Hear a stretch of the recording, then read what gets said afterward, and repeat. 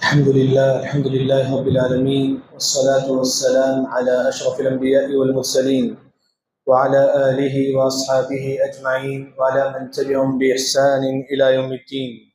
ابو سعید خدری رضی اللہ عنہ کہتے ہیں کہ آپ صلی اللہ علیہ وسلم نے کہا، مشہور حدیث ہے، من رأى منكم منكرا فليغيره بيده، یہ مشہور حدیث ہے۔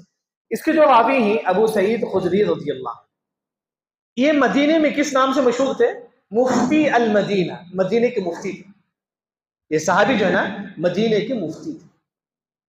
ان کے پاس کتنا علم ہو، کتنے حدیثیں ان کو یاد ہوں گے۔ اہل علم نے کہا کہ 1170 حدیثیں ان کو یاد تھی۔ ابو سعید خدری رضی اللہ عنہ کو 1170 حدیثیں ان کو یاد تھی۔ یعنی کسی وجہ سے دیکھنا کہ حدیث چھوٹی چھوٹی جو حدیثیں ہوتی ہیں وہ یاد رکھیں انشاءاللہ، فائدہ ہوگا۔ الصلاۃ النور، نماز نور ہے، والصدقۃ برہان، روزہ جو ہے نا آپ کو جہنم سے بچا سکتا ہے۔ یعنی کہ چھوٹے چھوٹے حدیثیں جو ہے ہم کو یاد رکھنا چاہیے، کیونکہ اگر کوئی مسلمان حدیثیں یاد کرتا ہے، حدیث میں آتا ہے کہ نظر اللہ امرأ سمع مقالتی، جو انسان حدیثیں یاد کرے گا اللہ اس کو اس دنیا میں ہمیشہ خوش رکھے۔ جیسا کہ ہم خوشی چاہتے ہیں پیسے میں، شہرت میں، دولت میں، حدیث یاد کرنے میں آپ کو خوشی ملے گی، جو روحانی خوشی، جو آپ کو دل سے اللہ تعالیٰ کو سکون دے گا۔ اسی وجہ سے ہم لوگ جو ہے نا اگر عالم بھی نہیں ہیں تو چھوٹے چھوٹے حدیثیں جو ہے نا یاد کرنا چاہیے۔ دیکھیں یہ جو ابو سعید خدری رضی اللہ عنہ، یہ مدینے میں مفتی کے نام سے مشہور تھے، مدینے میں فتویٰ دیتے تھے، ان کے پاس بہت سارے حدیثیں تھیں۔ اس حدیث کا جو پہلا جو لفظ ہے کہ آپ صلی اللہ علیہ وسلم فرماتے ہیں کہ من رأى منکم منکرا فلیغیرہ بیدہ، اگر آپ کوئی برائی دیکھتے ہی تو اس کو اپنے ہاتھ سے روکو۔ برائی دیکھے تو کس سے روکنا ہے؟ اپنے ہاتھ سے روکنا ہے۔ اب ہاتھ سے روکنے کا مطلب مارنا، مطلب تھپڑا دینا ایسا نہیں ہے، ہاتھ سے روکو اسے۔ یہ سمجھو کہ جو ہے نا دوسروں کے ساتھ نہیں ہو سکتا ہے، یہ اپنے بیٹے کے ساتھ ہو سکتا ہے۔ جو آپ کا جو بیٹا ہے اگر کوئی غلط کام کرتا ہے، باپ کے لیے جائز ہے کہ مار سکتے، اپنے ہاتھ سے روک سکتے ہیں۔ بیٹا میوزک سنتا ہے یا گانا سنتا ہے، باپ کے لیے جائز ہے کہ مار کر سمجھا سکتا ہے۔ بلکہ آپ دیکھیں گے عبداللہ بن عمر رضی اللہ عنہ اپنے بیٹے کو قرآن سکھاتے ہیں، اگر بیٹا قرآن میں غلطی کیا تو عبداللہ بن عمر رضی اللہ عنہ اس کو مارتے ہیں، اپنے بیٹا کو مارتے ہیں۔ یعنی کہ یہاں جو ہے بات ہے، اگر آپ برائی دیکھے، بچہ گانا سنتا ہے، فلم دیکھتا ہے، باپ مارے، کیونکہ باپ کی ذمہ داری ہے کہ بچوں کی پرورش کرے۔ کیوں؟ حدیث میں آتا ہے کہ کلکم راع وکلکم مسئول عن رعیتہ، کل اللہ تعالیٰ آپ سے پوچھے گا کیا آپ نے اپنے بیٹے کی پرورش کی یا نہیں، اللہ آپ سے پوچھے گا۔ تو اسی وجہ سے جو ہے نا پہلا جو حدیث میں یہی بات بتائی گئی ہے کہ جو ہے نا اگر بیٹا کوئی یہ کرتا ہے، غلط کام کرتا ہے تو اسے مار سکتے ہیں۔ اسی طرح دوسرے کے اگر کوئی ہی چھوٹے ہی تو مار کر سمجھانا چاہو سمجھا سکتے ہیں۔ اس کے بعد آپ صلی اللہ علیہ وسلم فرماتے ہیں کہ فَإِن لَمْ يَسْتَطِعْ فَبِلِسَانِهِ، اگر آپ کوئی بڑا انسان ہے، کوئی غلطی کرتا ہے، آپ ماریں گے اسے نہیں، کیا کریں گے؟ زبان سے بولیں گے، بِلِسَانِ، زبان سے بولیں گے تو ایسا مت کرو، یہ غلط ہے تو ایسا مت کرو۔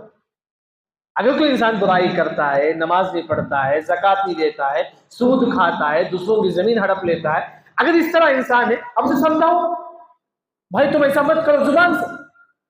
اہل علم نے کہا کہ زبان سے بھی سمجھا سکتی، لکھ کر بھی سمجھا سکتی۔ کیسے؟ آج کے ماحول میں بڑا آسان، واٹس ایپ میں لکھ کر بھیجیے بھائی تم ایسا کرتے ہو وہ غلط ہے، لکھ کر بھیج سکتے ہیں نا واٹس ایپ۔ کوئی انسان فلم دیکھتا ہے، گانا سنتا ہے، لکھ کر بھیجیے دیکھیے یہ سب غلط ہے کیونکہ حدیث میں منع ہے۔ ایک ہو کہ زبان سے آپ بول سکتے ہیں، کوئی بڑے ہی تو نہیں ہو سکتے تو کم از کم آپ لکھ کر جو ہے نا ان کو سمجھا سکتے ہیں۔ پھر آپ صلی اللہ علیہ وسلم فرماتے ہیں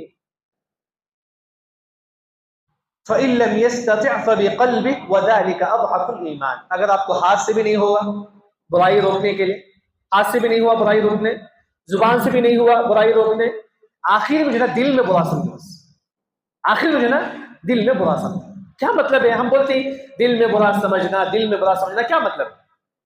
10 لوگ بیٹھ کے گانا سنتے، آپ بھی وہاں بیٹھے ہو، اب نہیں سنتے، آپ کے 10 لوگ وہاں بیٹھ کر گانا سنتے ہیں، آپ وہاں بیٹھے ہو، آپ کیا کریں گے؟ آپ کو دوست ہیں، بڑے عمر کے ہیں، نہیں بول سکتے آپ بولتے ہیں کہ میں دل میں برا سمجھتا ہوں۔ آپ دل میں برا سمجھتے ہی، اس کا پروف کیا ہے؟ آپ وہاں سے اٹھ کے چل جاؤ۔ یہی ہے، اگر آپ دل میں برا سمجھتے ہیں تو وہاں مت بیٹھو۔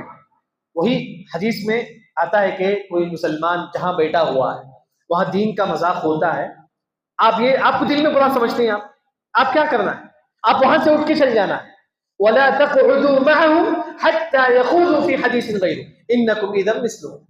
اگر آپ بھی وہاں بیٹھیں گے بولیں گے نہیں میں دل میں برا سمجھتا ہوں, نہیں, آپ کو بھی گناہ ملے گا.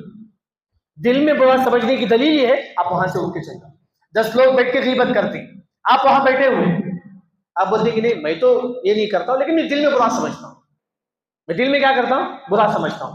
آپ دل میں برا سمجھتے ہیں, اس کا پروف کیا ہے؟ آپ وہاں سے اٹھ کے چل جاؤ, آپ وہاں سے اٹھ کے چل جاؤ.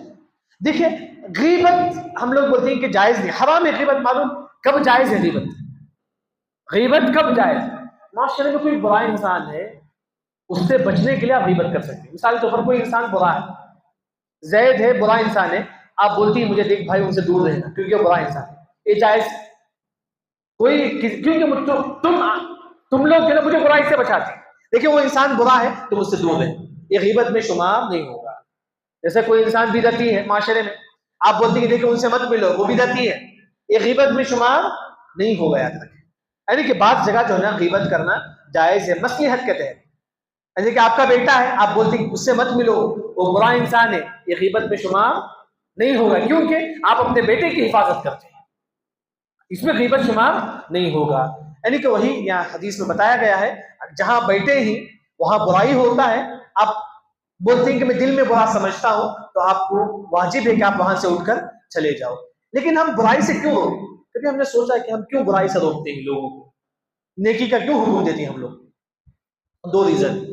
کیونکہ آپ صلی اللہ علیہ وسلم نے بھی ایسا کیا. آپ صلی اللہ علیہ وسلم بھی لوگوں کو کس کا حکم دیتے تھے؟